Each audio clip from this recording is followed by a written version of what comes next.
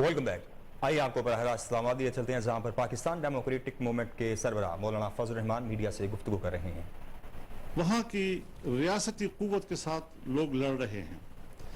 یہ کہاں سے آئے ہیں؟ ان کی تربیت کس نے کی ہے؟ یہ عام آدمی کی روش نہیں ہو سکتی جب تک کہ کوئی تربیت یافتہ قوت وہاں موجود نہ ہو. لہذا ایسے لوگوں کو فوری طور پر گرفتار کر کے انہیں عدالت کے کٹہرے میں لانا چاہیے. یہی وہ سیاسی کلچر ہے جو عمران خان نے ملک کو دیا. اسی پہ وہ خوش ہو رہا ہے کہ میں نے ایک ایسا کلچر دیا جس میں نہ کوئی حیا ہے، نہ کوئی عزت ہے، نہ کوئی آبرو ہے، اور نہ اس میں کوئی ریاست کے لیے عزت و احترام ہے. اس کو کمزور کرنا اور اس کے لیے اپنے کارکنوں کو بطور ڈھال کے استعمال کرنا. آج آپ نے دیکھا کہ CIA کا نمائندہ زلمہ خلیل زاد آج عمران خان کے حق میں ٹویٹ کر رہا ہے اور ان کی گرفتاری پر احتجاج کر رہا ہے، اور اس قسم کے ہماری تائید ہو رہی ہے کہ یہ غیر ملکی ایجنڈے کا نمائندہ ہے اور ان کا ایجنٹ ہے، اور انہی کی شہ پر یہ سارا کچھ پاکستان میں ہو رہا ہے. صورتحال ساری کی ساری ابھی منظر عام پہ آ رہی ہے. اس صورتحال میں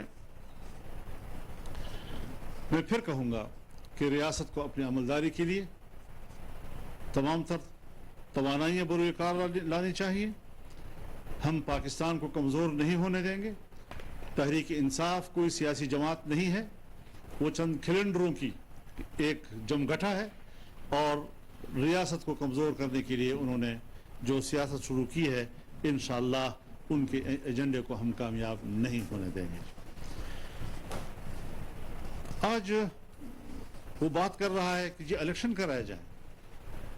الیکشن سے تو ہم آپ کو 3 سال 4 سال سے کہتے رہے ہیں کہ آپ مستعفی ہو جائیں، دوبارہ الیکشن کرائیں.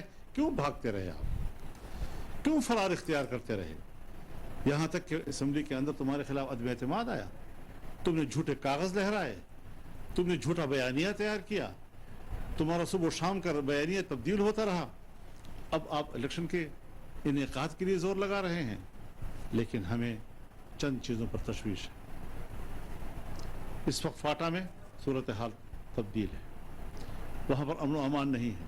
پورے خیبر پختونخوا میں امن و امان کی صورتحال نہیں ہے، اور وہاں پر مرجر کے بعد مردم شماری کا مسئلہ ہے، نئے ووٹر لسٹ کا مسئلہ ہے، اس کی بنیاد پر نئے حلقہ بندیوں کا مسئلہ ہے، اور یہ مردم شماری پورے ملک میں ہو رہی ہے. عجیب صورتحال ہوگی کہ آج ایک الیکشن ہوگا 2 صوبوں میں، وہ ایک مردم شماری کی بنیاد پر ہوگا، اور پھر 2-3 مہینے کے بعد دوسرا الیکشن جو ہے وہ نئی مردم شماری کی بنیاد پر ہوگا. کس طرح ہم پاکستان کے شہریوں کو ووٹ کے حق سے آج محروم کریں؟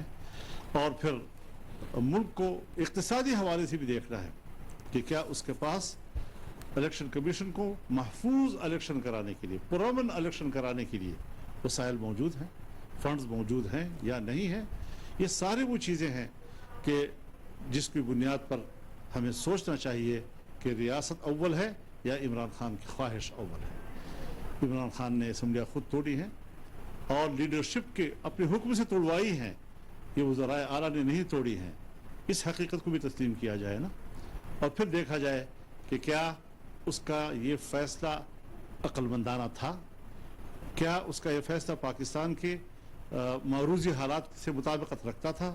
تو پھر یہ ساری صورتحال جب ان کی اپنی غلطیاں ہیں، عمران خان کی غلطیوں کی سزا پاکستان کو نہیں دی جا سکتی. ہمیں حالات کو دیکھنا ہے، حالات کے مطابق چلنا ہے، اور انشاءاللہ العزیز ایک محفوظ پاکستان اور اس کے محفوظ مستقبل کی ہم نے بنیاد ڈالنی ہے، اور انشاءاللہ اس قسم کے فتنوں سے ہم نے پاکستان کو محفوظ کرنا ہے. وآخر دعوانا الحمدللہ. سربراہ PTM مولانا فضل الرحمان اسلام آباد میں نیوز کانفرنس کر رہے تھے.